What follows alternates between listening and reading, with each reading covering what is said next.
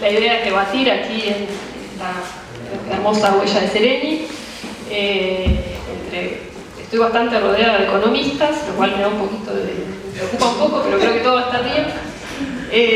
Y bueno, el tema planteado que me estuve leyendo un poco para dispararles un poco la reflexión un poquito antes es el modelo económico. A 200 años del reglamento de tierras de Artigas, ¿qué modelo de desarrollo necesita el país? ¿Y qué posibilidades existen para construir un modelo económico alternativo capaz de desafiar al capitalismo? Entonces, la idea es que hablen cada uno 15 minutos y luego vamos a abrir un espacio de preguntas.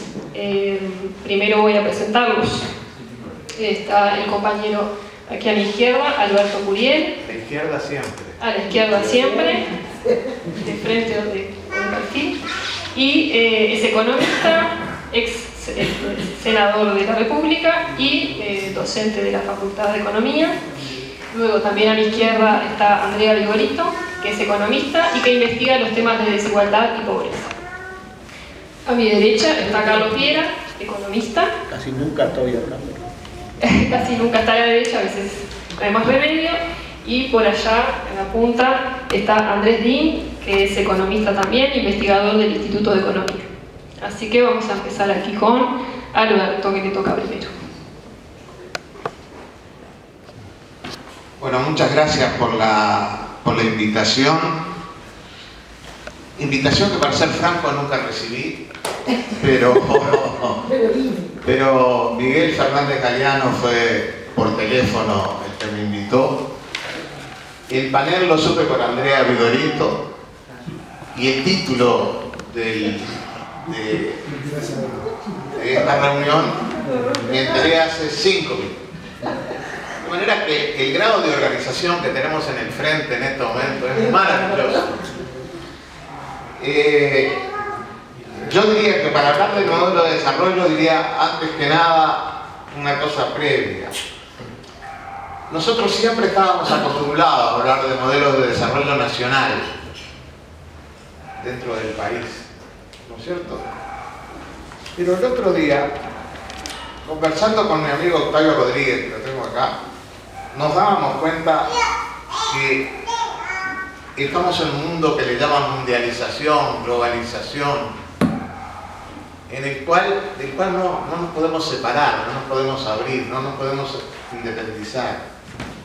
De manera que desde ese punto de vista los acontecimientos en el plano internacional nos influyen permanentemente. En estos últimos 10 años tuvimos precios internacionales y tuvimos un fuerte crecimiento. En este momento los precios internacionales caen y empezamos a tener un grado de desaceleración. De manera que la relación con el mundo internacional es muy estrecha. Segundo, como tengo poco tiempo, le voy a dedicar a hablar sobre 3 temas.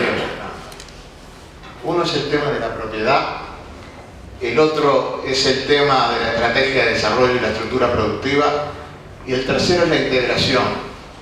Y ustedes dirán, ¿y en un modelo de desarrollo por qué integración? Bueno, le voy a dar la pauta. El Uruguay sin integración no se desarrolla. No hay modelo de desarrollo sin integración para un país pequeño como Uruguay en estos momentos, y es lo que también voy a tratar de demostrar. Por suerte, en el tema había una alternativa al capitalismo. En realidad, en la izquierda, todos somos críticos del capitalismo. Por una cosa, por otra, el capitalismo genera desigualdades, genera pobreza, genera hambre, grandes concentraciones. Bueno, que desde ese punto de vista, todos estamos en contra del capitalismo. Y todos queremos, por lo tanto, otro régimen. En realidad se nos dificulta en este momento saber cuál es ese otro régimen. Hay sectores de la izquierda que quieren hacer reforma al capitalismo. Hay otros sectores que dicen, no, yo quiero ir al socialismo. Y ahí uno se empieza a plantear, bueno, ¿qué sería hoy el socialismo? Yo me acuerdo, en marzo de 1985 salían de la cárcel los presos políticos y se hizo un acto en el Platense, marzo del 85. Y mandaron al Pepe Mujica a hablar. Y el propio Mujica dice en marzo del 85, ¿y ahora el socialismo qué es? ¿Qué es el socialismo? Y era antes de la caída de la Unión Soviética. Entonces, acá tenemos un problema, no tenemos paradigma, no tenemos horizonte claro, no tenemos hoja de ruta para definir cómo caminamos del capitalismo al socialismo. En el plano estrictamente económico, vivimos la experiencia de la URSS, que todos sabemos que fracasó, que tenía dos principios básicos: el pasaje del mercado a la planificación centralizada y el pasaje de la propiedad privada a la propiedad estatal. Yo diría, en estos momentos la izquierda y la izquierda latinoamericana está en condiciones de poder definir cuánto mercado, cuánto Estado. El Estado tiene que regular ese mercado. Además, si usted lo deja solo el mercado, mire lo que pasó en el 2007 en Estados Unidos, lo dejaron solo, el Estado dejó de regular y vino la crisis financiera con la caída de grandes bancos y demás. De manera que, pero el mercado es necesario para saber cantidad y calidad, si no entramos otra vez a los fracasos de la Unión Soviética. Y el Estado tiene que conducir, tiene que orientar, tiene que regular, tiene que básicamente encontrar intervenciones y orientaciones que son fundamentales. Sin ellas, prácticamente es difícil avanzar hacia el desarrollo. El problema es la propiedad. ¿Cómo salimos de la propiedad privada en un mundo básicamente dominado por las grandes empresas transnacionales? Las grandes empresas transnacionales hoy, normalmente las europeas, las japonesas, las de Estados Unidos, controlan o como exportadores o como importadores, controlan el 75% del comercio mundial y tienen un gran poder, realmente tienen un gran poder. En estos momentos estamos viviendo una etapa de capitalismo financiero, donde el poder está en las grandes instituciones bancarias, en las grandes instituciones financieras, como los fondos de inversión, que tienen un predominio. Lo financiero predomina sobre lo productivo y predomina sobre lo social. Entonces, el punto clave es que en un mundo de gran poder de las empresas transnacionales y en un mundo donde hay una extraordinaria competencia entre Estados Unidos y China, ¿no? Si no entendemos ese mundo internacional, se nos va a dificultar saber muy bien cómo salimos nosotros de nuestra situación hacia el desarrollo. Estados Unidos tiene hegemonía militar, no hay discusión, tiene hegemonía comunicacional, no sé ahora, pero hace unos años el 80% de las imágenes que veíamos venían de Estados Unidos, y eso tiene mucha influencia sobre los valores, sobre la cultura. Tiene predominio financiero, tuvo caída, el dólar sigue siendo la moneda de reserva, tiene gran avance tecnológico, pero en materia comercial el país número uno es China. China es el primer exportador de bienes, China es el primer exportador de bienes manufacturados, y el que está avanzando en el mundo realmente es China. Y esta competencia se da en los grandes tratados que se están discutiendo. El Transpacífico es el mecanismo por el cual Estados Unidos quiere entrar a Asia, que está dominado fundamentalmente por China. Estados Unidos se quiere adelantar a tener un acuerdo con Europa. China, a su vez, tiene un acuerdo con Japón, con Corea del Sur, con India, con Australia, con Nueva Zelanda. Y yo escuchaba a un especialista sobre China ayer en la reunión de Zephyr Moneta de Argentina, que decía: piensen bien cómo va a avanzar Eurasia en el futuro, porque no se olviden ustedes que China está haciendo, ya llegó el ferrocarril que pasa por Moscú y termina en Madrid, la ruta de la seda, digamos. Y lo están haciendo ahora en Brasil, intentan hacer la infraestructura desde Brasil hacia Perú y de Perú a China. Entonces, se viene un mundo con mucha fuerza de Asia, y eso hay que tenerlo en cuenta. Y además, para que nos entendamos bien, China es el primer comprador de Brasil, hoy de bienes de Uruguay, de Paraguay, de Chile, de Perú, el segundo de Argentina. China tiene un gran poder. Entonces, para nosotros Estados Unidos siempre fue muy influyente sobre la región. Hoy China tiene una fuerza realmente relevante. Entonces, nosotros hemos tenido, y el Uruguay es un ejemplo, una cantidad de empresas públicas, empresas del Estado, en sectores estratégicos fundamentalmente, pero todo lo demás es del sector privado. Y se han hecho intentos, yo diría, de propiedad social, de cooperativas, de autogestión, pero yo no veo chance en estos momentos de que sean competitivas con las grandes empresas transnacionales. Y es muy difícil decir, no, acá en Uruguay las empresas transnacionales no van a entrar, están ya por supuesto. Entonces, desde ese punto de vista, el cambio de propiedad es una cosa extremadamente dificultosa. También importa señalar que para la izquierda hay unos principios básicos que pasan por la igualdad, por la equidad, por la solidaridad. Bueno, estas empresas generan una altísima concentración de la propiedad y esa altísima concentración de la propiedad ya no se puede jugar con el cambio de la propiedad, pasar a las empresas públicas, ¿sabes? No. Entonces, incluso por el fracaso de la propia Unión Soviética. Por lo tanto, ahí nos está limitando a algo que Andrea es la especialista, la distribución del ingreso. En la medida que la concentración de la propiedad siga siendo muy fuerte, se va a dificultar esa resolución. Entonces, acá este es un gran problema para quienes un cambio del régimen capitalista a otro régimen como podría ser el régimen socialista. Segundo tema, la estrategia de desarrollo. Esto nos faltó, llevamos 10 años acá en el gobierno y no hemos hecho estrategia de desarrollo, que me dé un horizonte, una mirada de mediano plazo, que me diga en este momento las actividades ganadoras tienen que ser esta y esta, porque esta me genera contenido tecnológico, esta me genera empleo, esta me genera valor agregado, por los criterios que sean, pero no tenemos esta estrategia de desarrollo. Apenas tenemos una política macroeconómica que siempre le da la prioridad no al crecimiento y al empleo. El crecimiento lo tuvimos por el muy fuerte aumento de los precios internacionales. Criterios para armar la estructura productiva en esa estrategia de desarrollo. Primero, la inserción internacional. Tenemos 3 millones de habitantes, el mercado interno es muy pequeño, entonces nos insertamos o nos insertamos.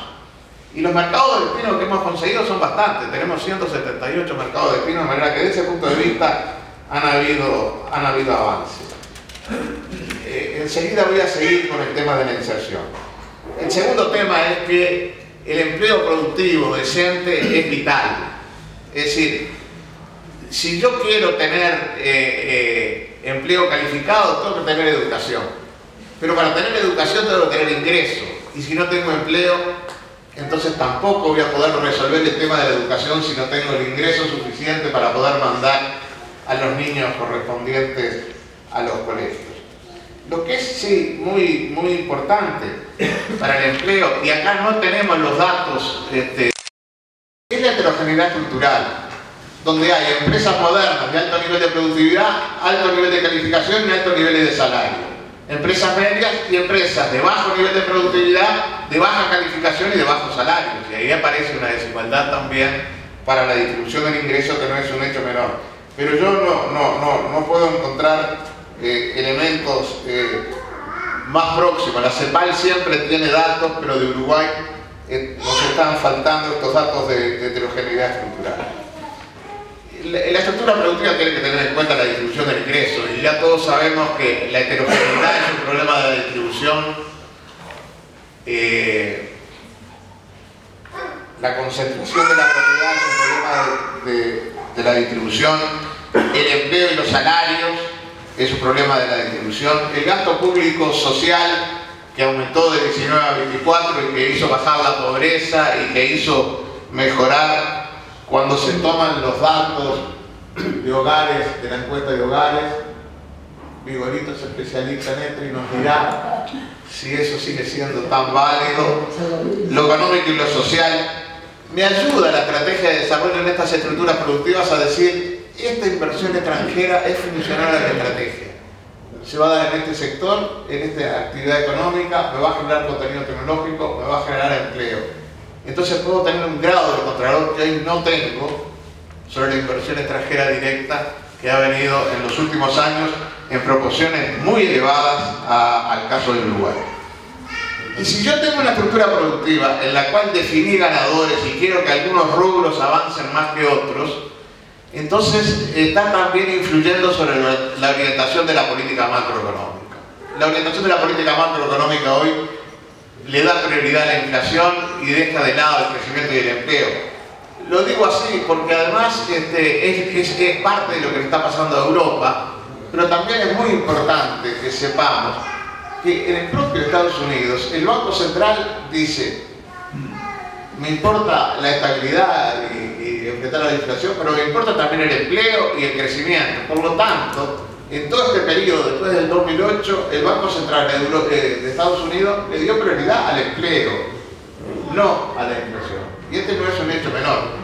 Y yo acá siempre oigo que siempre la inflación es el tema central. Entonces, si yo tengo una estrategia de desarrollo de una estructura productiva, la orientación de la política macroeconómica tendrá que atender la inserción, tendrá que atender el empleo, tendrá que atender la distribución del ingreso y así sucesivamente. Para poner un ejemplo, yo todos estos años he discutido el tema de la política cambiaria, porque la política cambiaria ha sido utilizada para enfrentar la inflación y yo necesito vender valor agregado, yo necesito vender contenido tecnológico y para eso la política cambiaria no tiene que ser para atender la inflación, sino para atender la competitividad y la inserción más dinámica posible.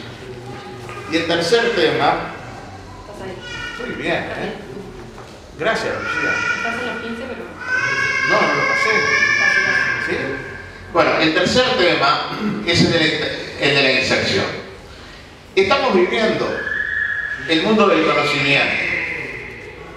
Es decir, acá lo que importa es la innovación, es alta y media tecnología, esto es lo que vende el mundo desarrollado, esto es lo que quiere vender China, en vez de vender juguetes o textiles, empieza a vender equipos y quiere tener la mayor calificación en términos de contenido tecnológico. Y además del conocimiento, en este mundo internacional aparecen las cadenas de valor. Es decir, en vez de haber un proceso de integración en un solo país, se hace en distintos países. Se busca en un país los recursos naturales, al otro se le busca la mano de obra barata, al otro la calificación de las manos de obra, a otro la tecnología de punta. Es decir, cuando China vende un producto, ya pasó una etapa por Japón, pasó por Corea del Sur, pasó por Hong Kong, pasó por Singapur y al final China lo vende. Y estas son las cadenas de valor. Las grandes fábricas de cadenas de valor son China, Alemania y Estados Unidos. Entonces, ¿cómo yo hago? Si el mundo es el mundo del conocimiento y el mundo de las cadenas de valor, para que Uruguay, un país pequeño, pueda desarrollarse en un modelo alternativo. Uruguay tiene ventajas en sus recursos naturales y la va a seguir teniendo durante muchos años y va a poder seguir vendiendo alimentos, va a poder seguir vendiendo soja y lo va a seguir vendiendo. Yo quisiera que esos rubros tuvieran más valor agregado, más empleo y tuvieran más contenido tecnológico. Quisiera, ¿no es cierto? Pero si yo me quedo ahí, me estoy quedando vendiendo recursos naturales y yo no conozco ningún país en el mundo que solo vendiendo recursos naturales se haya desarrollado. Entonces, si yo me quiero desarrollar, además de vender recursos naturales, tengo que entrar en cadenas de valor. En cadenas de valor con Brasil, con Argentina. Olvídense de la situación de hoy de Argentina o olvídense hoy de la situación de Brasil. Difícil para armar elementos de integración. Pero yo estoy mirando el mediano plazo. Y en ese mediano plazo hay que empezar a prepararse en estas estrategias de desarrollo. Y entonces yo tengo que vender recursos naturales pero tengo que vender y penetrar en cadenas de valor, con rubros en el cual en el país, en el Uruguay, se genere valor agregado y se genere también contenido tecnológico, porque si no va a ser muy difícil que yo me pueda desarrollar. Y esas cadenas de valor van desde el agro, pasan por la industria, pasan por los servicios, de manera que este es el elemento novedoso, diría yo, en estos momentos. Y muy rápidamente les digo, en estos 12 años, toda la América del Sur creció y a toda la América del Sur lo hizo sobre la base de los precios de exportación. Y muchos países conseguimos mejoras sociales sustantivas. El Uruguay la consiguió, bajó el desempleo abierto, bajó la pobreza, mejoró de alguna manera la desigualdad, si lo tomamos con las encuestas de hogares. Pero ningún país hizo el cambio de la estructura productiva. Hizo el cambio de esto que el PCNT llama cambiar la matriz productiva. Ninguno. Y eso significa una integración con complementariedad productiva, con cadenas de valor, donde una parte la da Brasil, una parte la da Uruguay, una parte la da Argentina y otros países. Y acá, en esto sí, nos estamos jugando el futuro. Y yo lo digo claramente, sin integración, sin esta cadena de valor, voy a seguir vendiendo recursos naturales y no me voy a desarrollar nunca. Sin esta cadena de valor, yo no voy a tener desarrollo. Y esto es lo que el mundo internacional me dice.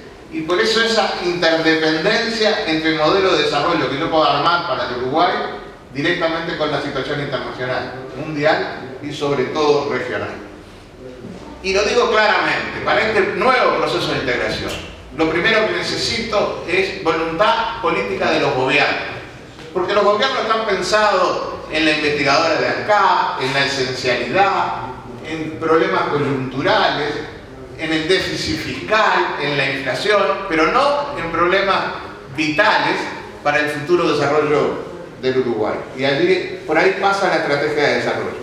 Se precisa conciencia regional. Si yo estoy convencido que yo no me puedo desarrollar sin integración, entonces yo tendría que dar en la escuela primaria clases donde hablara de la integración, en secundaria hablara de la integración, y que en los medios de comunicación hablaran no mal del Mercosur, no mal de la integración como lo hacen todos los días, sino a favor de ese proceso de integración que es imprescindible llevar adelante. Y el papel de los partidos políticos es clave, el papel del frente es absolutamente clave para generar esta conciencia regional. No tengo pensamiento estratégico todavía, lo tenemos que avanzar, pero precisamos empresarios, también con conciencia de este valor agregado, de este contenido tecnológico y de estas cadenas de valor. Si no meto esta conciencia regional, si no meto la voluntad de los gobiernos, si no meto a los partidos políticos en este tema y si no tengo empresarios, capaz que voy a tener muchas dificultades para alcanzar un nuevo modelo de desarrollo. Muchas gracias.